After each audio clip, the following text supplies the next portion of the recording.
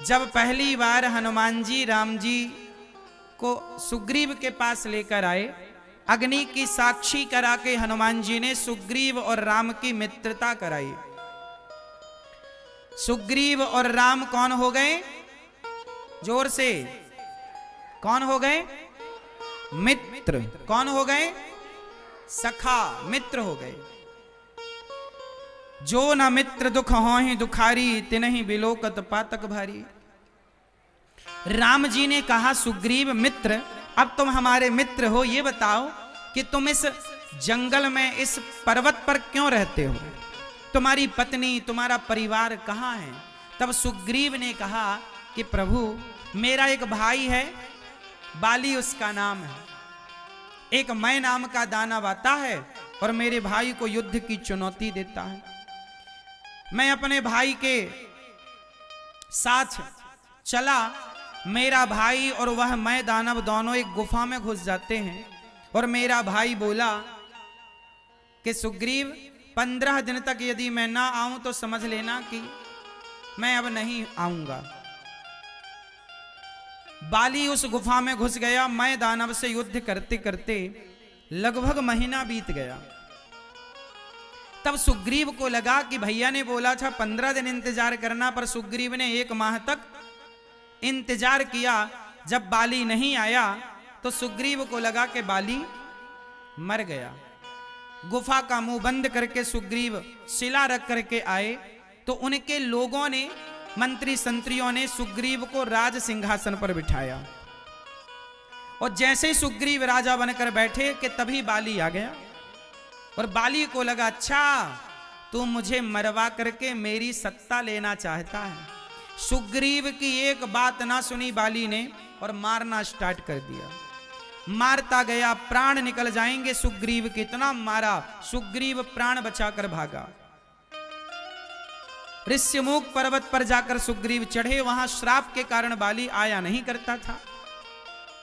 अब राम जी ने कहा, अच्छा तो तुम्हारे भाई ने तुम्हें मार दिया, मारा। अच्छा ये बताओ, गलती किसकी थी, बाली की थी कि सुग्रीव की थी?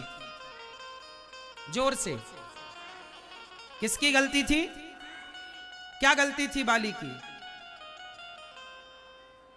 बाली ने कहा था कि तुम 15 दिन इंतजार करना और सुग्रीव ने कितने दिन इंतजार किया? 1 माह। हाँ, किया ना इंतजार।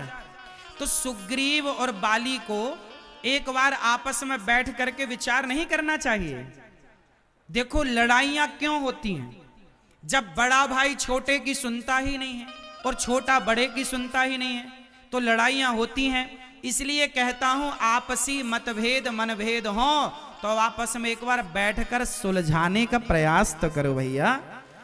बाली को एक बार सुग्रीव के पास बैठकर बोलना तो था कि भैया इतनी भी जल्दी क्या थी कि तू राजा बन गया? वो बताता कि मैं नहीं बना, लोगों ने जबरदस्ती बिठा दिया।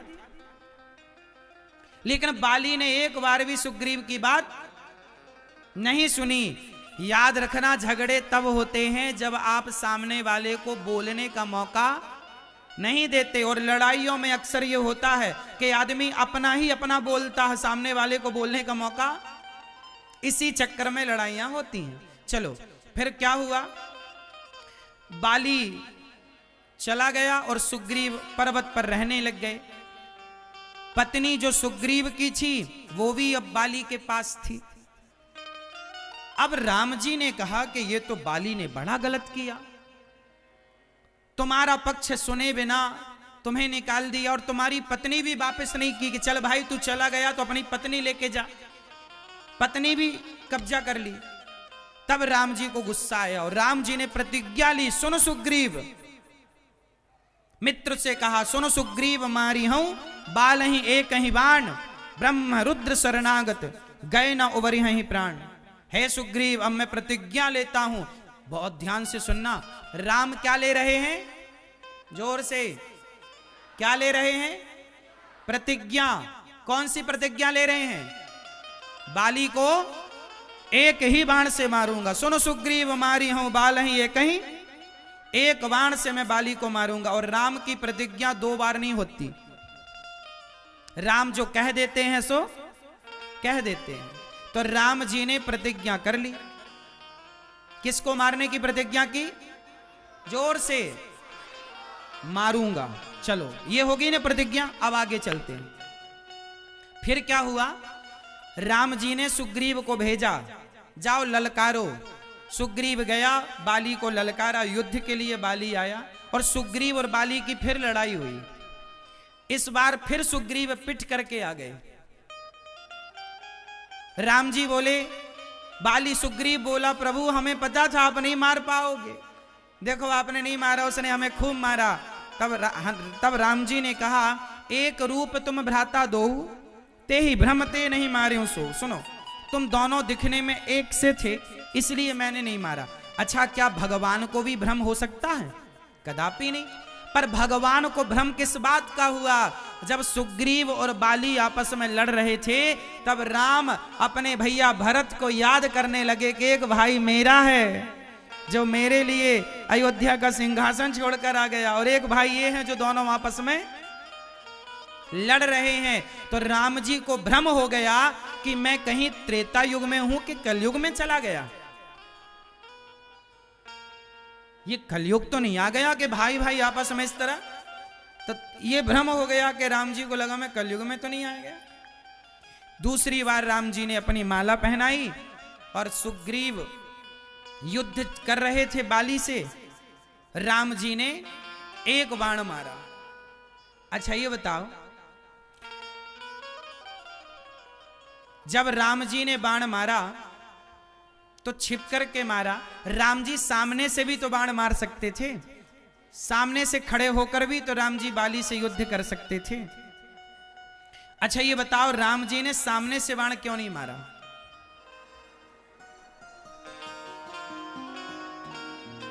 सुनो, एक बात बताओ मेरी मां, क्या राम जी बाली को सामने से नहीं मार सकते थे? आमने सामने से। कहते हैं कि बाली के सामने जो खड़ा हो जाता था, बाली की आधी सामने वाले की आधी शक्ति बाली पे चली जाती थी, ऐसा सुनने में आता है। अब भगवान चाहते मारना तो शक्ति आ भी जाती तो क्या हो जाता? भगवान के तो संकल्प से काम हो जाता है। तो राम जी की शक्ति बाली पर चली जाती, ये बात ठीक नहीं लग रही है। भगवान है ना, भगवान की शक्ति थोड़ी कोई चुरा सकता है। अच्छा, राम जी ने तो देखो, बाली अपने आप में, हमारे गुरुजी कहा करते थे कि बाली अपने आप में इतना शक्तिशाली था कि रावण जैसों को कांख में दबाए रखता था। उसे किसी की आधी शक्ति लेने की जरूरत नहीं पड़ती थी। ये तो सुनी गई बातों से ये बात चल पड़ी कि बाली के पास ऐसी कोई वरदान था कि सामने वाले की ताकत आ जाए। ऐसा कहीं लिखा हुआ ये दास ने तो नहीं पाया, कहीं लिखा हो तो अलग विषय है। तो बात समझने की ये है कि राम जी की शक्ति आ भी जाती तो बाली तब भी मर जाता, क्योंकि राम जी देखो, हिरण्याक्ष ने कितना वरदान मांग रखा था, हिरण्यकश्यपु ने, ना दिन को मरू ना रात के मरू, ना ऐसे अस्त्र से मरू ना शस्त्र से मरू, ना ऊपर मरू ना नीचे, ना 12 महीने में किसी महीने नहीं मरू, फिर भी भगवान नरसिंह ने मारा कि नहीं? तो भगवान के आगे चतुराई किसकी चलती है? तो बाली की चतुराई चल नहीं सकती थी। राम चाहते तो सामने से मार देते। अच्छा, राम जी के सामने एक समस्या थी। समस्या ये नहीं थी कि बाली के राम जी की शक्ति बाली पे चली जाती, समस्या कुछ और थी। समस्या ये थी कि यदि राम जी बाली के सामने खड़े होते, बहुत ध्यान से सुनिएगा, यदि राम जी धनुष बाण लेकर के बाली को मारने बाली के सामने खड़े होते तो बाली क्या करता जानते हो? बाली तुरंत दौड़कर राम जी की शरण में आ जाता, क्योंकि बाली और राम जी की कोई दुश्मनी तो थी ही नहीं। क्या राम जी की बाली से कोई दुश्मनी थी? कोई विवाद था? एक दूसरे को जानते भी नहीं थे, पहली बार मिलना हो रहा है। जब राम जी की बाली से कोई दुश्मनी थी नहीं, बाली की दुश्मनी राम से नहीं है, तो बाली राम जी के चरण में चला जाता, प्रभु आप मुझे क्यों मार रहे हैं, मैं तो आपका हूं। अच्छा एक बात बताओ, यदि बाली राम जी की शरण में आ जाता तो क्या राम जी बाली को मारते? क्योंकि राम जी का दूसरा वचन है कि सन्मुख हो ही जीव मोहि जबहि, यदि प्राणी मेरे सन्मुख आ जाए तो वो कितना भी बड़ा पापी हो, कोटि विप्र बध लागहि जाहू, आए शरण तजिए नहीं ताहू।